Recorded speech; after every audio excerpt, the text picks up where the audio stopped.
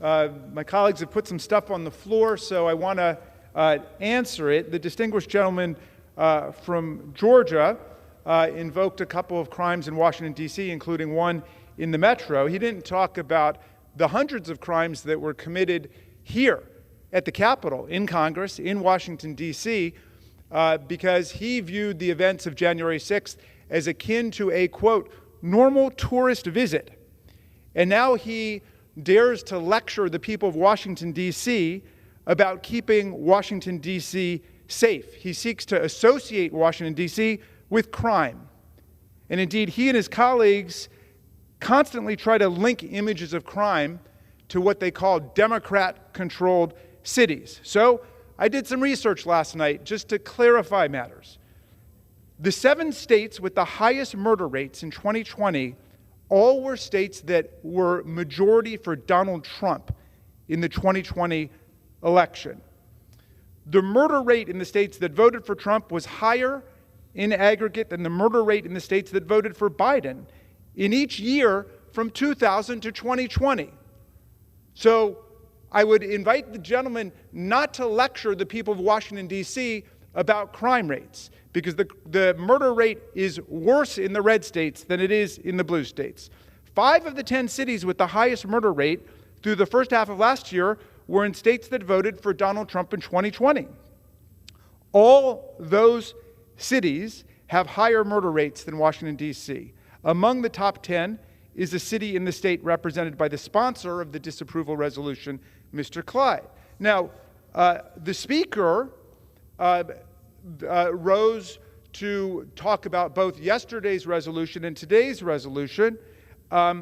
He also gave the people of Washington, D.C. a lecture about diluting the vote when he rejects their admission to the Union as a state. In other words, he's trying to squelch and nullify their statehood drive that would give them real political equality in the country.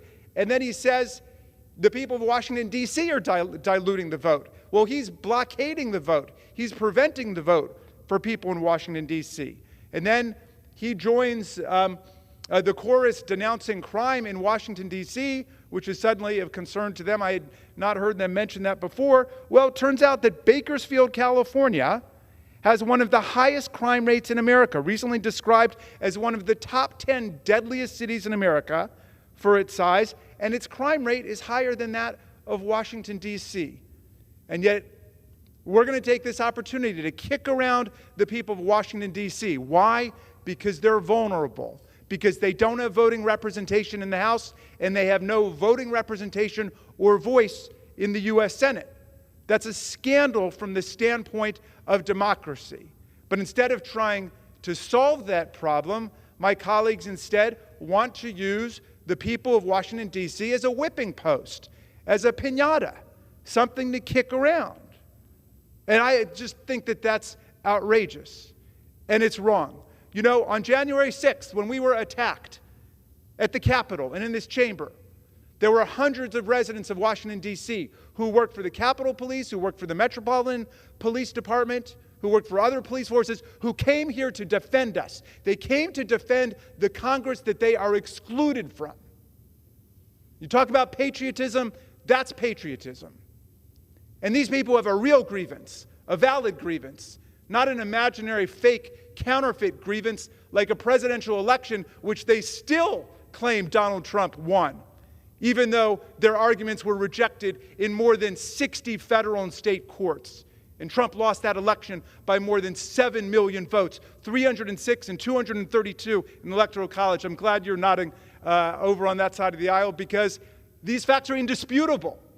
And yet still, they indulge the follies and the fantasies and the pathologies of Donald Trump. That's what they do instead. And they try to kick around the people of Washington, D.C., who defended us as patriots on that day. And there are veterans in Washington, D.C., and we'll submit these for the record, who have demanded their voting rights and demanded admission as a state. And yet they dare to lecture the people of Washington, D.C. about what to do with their democratic rights. I reserve.